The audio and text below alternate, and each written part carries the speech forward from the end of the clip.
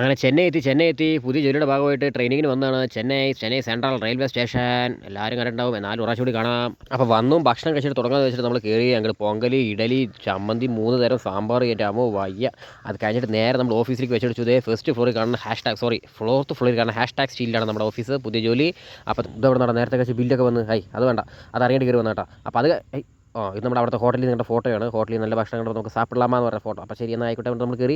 അതിന് താഴെ കാണുന്ന സ്വീറ്റ്സ് വേണമെങ്കിൽ നമുക്ക് വാങ്ങിക്കാം, വേണ്ടെങ്കിൽ വാങ്ങിക്കാം കേട്ടോ. അപ്പോൾ കയറിയത് കമ്പനി നമുക്ക് ഡയറിയൊക്കെ തന്നു കേട്ടോ. അതാണ് കമ്പനിയുടെ പേര്, #സ്റ്റീൽസ്. ഓക്കെ, അപ്പോൾ കമ്പനി അത് കഴിഞ്ഞിട്ട് നമ്മൾ നേരെ അന്നനഗർ മെട്രോയിലേക്ക് വെച്ചടിച്ചു. ഇവിടെ നിന്ന് എങ്ങനെയെങ്കിലും പോകാൻ പറ്റുമോ എന്നൊക്കെ നോക്കിയിട്ട് നമ്മൾ അങ്ങനെ ബസ്സിൽ കയറിയപ്പോഴാണ് നേരെ കോയമ്പേട് ബസ് വന്നത്. അല്ല, ബസ് സ്റ്റാൻഡിൽ കയറിയപ്പോഴാണ് മെട്രോൻ്റെ അവിടെ കയറിയപ്പോഴാണ് കോയമ്പേട് ബസ് വന്നത്. അപ്പോൾ നേരെ ബസ്സിൽ കയറി 10 രൂപയ്ക്ക് കടലയും വാങ്ങിച്ചത് ഇങ്ങനെ കഴിച്ചുകൊണ്ടിരിക്കുകയാണ്. സൈഡ് സീറ്റ് KSRTC ബസ് അല്ലെങ്കിലും തമിഴ്നാട് ബസ് എന്തായാലും. അങ്ങനെ കോയമ്പേട് ബസ് സ്റ്റാൻഡിൽ ബസ് ഇറങ്ങിയത് നേരെ ഫോട്ടോ എടുത്തപ്പോൾ തന്നെ തൊട്ടപ്പുറത്ത് വിവരം ചേട്ടാ ഞങ്ങളുടെ ഫോട്ടോ എടുക്കണമെന്ന് ചോദിച്ചിട്ട് തലാനൊക്കെ വന്നു. പിന്നെ നമ്മളൊന്നും മിണ്ടിയില്ല, നേരെ നടന്നപ്പോൾ നോക്കിയാൽ കോയമ്പേട് മാർക്കറ്റ്, നമ്മുടെ ചെന്നൈ സിനിമയിലൊക്കെ കാണുന്ന പോലെ കോയമ്പേട് മാർക്കറ്റ്, അതിൻ്റെ വിവിധങ്ങളായ പോസുകൾ, എത്രത്തോളം മാങ്ങകൾ, പഴങ്ങൾ, ചക്കകൾ, അങ്ങനെ അവിടെയും ഇവിടെയും എവിടെ നോക്കിയാലും പഴങ്ങളും മാത്രമേ ഉള്ളൂ കേട്ടോ. കിടലായിരുന്നു, നന്നായിരുന്നു. അവിടെ ഇവിടെ പശുക്കളും അവർക്കൊക്കെ കഴിക്കാനൊക്കെ ആവശ്യമായിട്ടുള്ള നല്ല എന്താ പറയുക സാധനങ്ങൾ കാര്യങ്ങളൊക്കെ ഉണ്ടായിരുന്നു. ഇടയിൽ ഇതേപോലത്തെ കുറേ മിഠായികൾ കാര്യങ്ങൾ. എനിക്ക് വയ്യ, കണ്ടിട്ട് പുതിയ. പക്ഷേ അവിടുത്തെ വൃത്തി കണ്ടപ്പോൾ എനിക്ക് വാങ്ങിക്കാൻ തോന്നിയില്ല. അപ്പോൾ അതുകൊണ്ട് ഞാൻ പതുക്കെ അങ്ങോട്ട് വന്നു. കണ്ടില്ലേ, മാങ്ങയ്ക്കൊക്കെ അടിക്കായിരിക്കും വെച്ചിരിക്കണ. നമ്മുടെ ചായ മാത്രം കുടിച്ചു തന്നിട്ട് അവിടുത്തെ ഒരു മസാല ദോശയും കഴിച്ചിട്ട് നമ്മൾ പതുക്കെ വീട്ടിലേക്കല്ലാട്ടാ റൂമിലേക്ക് വന്നു. എന്നിട്ട് നമ്മുടെ അടുത്ത ദിവസം നമ്മൾ തുടങ്ങിയത് KSRTC ബസ്സിലായിരുന്നു. തമിഴ്നാട് KSRTC ബസ്സാണ് കേട്ടോ. ബസ്സിൽ കയറി നമ്മൾ നേരെ ഭക്ഷണം കഴിക്കാനായിട്ട് ആദ്യം വന്നപ്പോൾ തന്നെ ദൈവത്തിൻ്റെ അമ്പലമുണ്ട്. അമ്പലമല്ല, അവിടെ പ്രതിമ വെച്ചിരിക്കുക കേട്ടോ. അപ്പോൾ ഇതിൻ്റെ കുറച്ച് അപ്പുറത്താണ് നമ്മൾ ഭക്ഷണം കഴിക്കുന്ന സ്ഥലം. ഭക്ഷണം കഴിച്ചിട്ട് നമ്മൾ അന്നത്തെ ദിവസം രാത്രി നേരെ കോട്ടമ്പാക്കത്തേക്ക് ഒന്ന് കേട്ടിട്ടില്ലേ, കോട്ടമ്പാക്കം ഏറിയ. എന്നിട്ട് നേരെ നമ്മൾ ടി നഗറിലേക്ക് പോകട്ടോ. ടി നഗറിലേക്ക് പോകണമെങ്കിൽ നമ്മൾ ആദ്യം ഇറങ്ങേണ്ട സ്ഥലത്ത് ഈ മാമ്പഴം എന്ന് പറഞ്ഞ സ്ഥലത്താണ്. മാമ്പഴം എന്ന് വെച്ചാൽ മാങ്ങയല്ല കേട്ടോ, മാമ്പഴം സ്ഥലത്തിൻ്റെ പേരാണ്. ഇറങ്ങിക്കഴിഞ്ഞത് റെയിൽവേ സ്റ്റേഷൻ ഇറങ്ങിയത് കണ്ടില്ലേ, ടി നഗർ എപ്പോഴും തിരക്കാട്ടോ.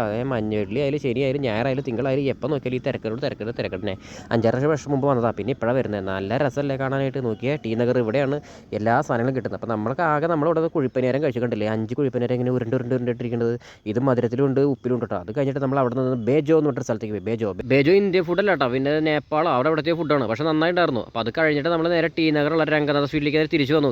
റൂമിലേക്ക് പോകണ്ടേ, എന്നിട്ട് നമ്മൾ റൂമിൽ പോയി. നമ്മുടെ 3ാമത്തെ ദിവസം നമ്മൾ നേരെ ഓഫീസ് യാർഡിലേക്ക് വന്നു കേട്ടോ. ഹെൽമെറ്റൊക്കെ ഇട്ടിട്ട് അവിടെ യാർഡൊക്കെ കണ്ടു. അത് കഴിഞ്ഞിട്ട് നമ്മൾ അന്ന് രാത്രി എങ്ങോട്ട് പോയെന്ന് വെച്ച് കഴിഞ്ഞാൽ നമ്മൾ നേരെ പാരീസ് കോർണർക്ക് സൗക്കാർപേട്ടിലേക്ക് കേട്ടോ പോയി. അപ്പോൾ സൗക്കാർപേട്ടി പോയപ്പോൾ തന്നെ അവിടെ നല്ല മുട്ട പൊരിച്ച് വെച്ചിരിക്കണം. പൊരിച്ചതല്ല കേട്ടോ, ബേജോ കട പോയില്ല. അതേപോലെ തന്നെ മുട്ട മസാല കറക്റ്റാണ്, 20 രൂപ ഒരു മുട്ടയിൽ മസാല ചേർത്ത് വരണം കേട്ടോ. അത് കഴിഞ്ഞിട്ട് നമ്മൾ നേരെ അവിടെ നിന്ന് സൗക്കാർപേട്ടിക്ക് പോയത്. ഈ ഫോട്ടോ എടുക്കുമ്പോഴത്തേക്ക് ആ ചേട്ടനെ ഇങ്ങനെ നോക്കിക്കൊണ്ടിരിക്കുന്നുണ്ട് കേട്ടോ, പക്ഷേ എന്തെങ്കിലുമൊക്കെ എടുക്കണ്ടേ. അത് കഴിഞ്ഞിട്ട് നമ്മൾ സൗക്കാർപേട്ടിൽ തന്നെ ഫേമസ് ആയിട്ടുള്ള ജൈനൻ്റെ അമ്പലത്തേക്ക് പോയിട്ടോ. അമ്പലമൊക്കെ പൂട്ടിരിക്കുകയായിരുന്നു, 10 മണിയല്ലേ. പക്ഷേ നമ്മൾ സ്ഥലം കാണണ്ട, നമ്മളിപ്പോൾ സ്ഥലം കണ്ടോ. അതേ ഈ സ്ഥലമൊക്കെ ശരിക്കും അടയ്ക്കായിരിക്കുമായിരുന്നു. നമ്മൾ പോകുമ്പോൾ അവസാനമായിട്ട് ഒരു തലയിൽ സിങ്ങിൻ്റെ സാധനങ്ങളൊക്കെ വെച്ചിട്ട് ആൾക്കാർ സെക്യൂരിറ്റി നിൽക്കുന്നുണ്ട്. അവർ ശരി വേഗം പോയിട്ട് വന്ന് പറഞ്ഞുകൊണ്ട് മാത്രം നമുക്ക് വേഗം പോകാൻ പറ്റി. കണ്ടില്ലേ, അതൊക്കെ ഭയങ്കര സെക്യൂരിറ്റിയുള്ള സാധനം കേട്ടോ. അതൊക്കെ ഭയങ്കര നമ്മൾ സൂപ്പറാണ്. നല്ല സൗക്കാർപേട്ടൊക്കെ നമ്മൾ നല്ല ഫേമസ് ആയിട്ടുള്ള സ്ഥലമല്ലേ. ചെന്നൈയിൽ വന്ന് അറിഞ്ഞപ്പോൾ തന്നെ ഒരു ചേട്ടൻ മെസ്സേജ് ചേട്ടാ ഇവിടെ പോയിട്ട് കഴിക്കാനായിട്ട് വന്നത്. പിന്നെ ആയിക്കോട്ടെ വെച്ചിട്ട് നമ്മൾ നേരെ സെൻട്രലിലുള്ള ദർബാർ ഹോട്ടലിലേക്ക് പോയി. അവിടെ പോയിട്ട് നമ്മൾ മുട്ട ബിരിയാണി പറഞ്ഞിട്ട് മുട്ട ബിരിയാണി ആദ്യം പറഞ്ഞാൽ മുട്ടയില്ലാത്ത ബിരിയാണി കൊടുത്തു. പിന്നെ അവന്മാർ നേരെ കൊണ്ടുപോയിട്ട് 2 മുട്ടയും കൂടി വെച്ചിട്ടുള്ള ബിരിയാണി കൊടുത്തു. 3ാമത്തെ ദിവസം വൈകുന്നേരം നമ്മൾ നേരെ ചെപ്പൂ കാണാനായിട്ട് പോട്ടെ. എവിടേക്കാണ് പോകേണ്ടതെന്ന് അറിയാണ്ട് നേരെ പോയി. നമ്മുടെ ചലയുടെ സ്ഥലമല്ലേ. എന്നിട്ട് ഇതേ ഈ ഒരു ഫോട്ടോ കണ്ടപ്പോൾ തന്നെ എൻ്റെ സാറേ വന്നത് മൊത്തം മുതലായിട്ടോ. 2024 IPL ഇതേ സാധനങ്ങളൊക്കെ വെച്ചേക്കുന്നത് കണ്ടപ്പോൾ മനുഷ്യന് സങ്കടം വന്നു. കളി കാണാൻ പറ്റിയില്ല, എന്നാലും പോട്ടെ. എന്നിട്ട് നമ്മൾ അവിടെ നിന്നൊരു മുരിങ്ങക്കീറ ദോശയും അടിച്ചിട്ട് നമ്മൾ നേരെ റൂമിലേക്ക് പോയിട്ടാ.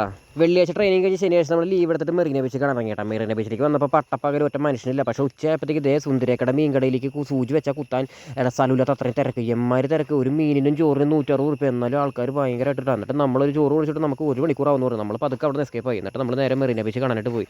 പതുക്കെ ഇങ്ങനെ പോയിക്കൊണ്ടിരിക്കുമ്പോൾ അതേ ടാർപ്പായി കിട്ടിയിരിക്കുന്നത് എന്താണെന്ന് വെച്ചാൽ മഴ വരുന്നു. എന്നിട്ട് മഴ വന്ന് കഴിഞ്ഞ് എന്നിട്ട് നമ്മൾ നേരെ അവിടെ നിന്ന് MGRൻ്റെയും ജയലളിതയുടെയും അന്ത്യവിശ്രമ സ്ഥലം കാണാനായിട്ട് പോയി.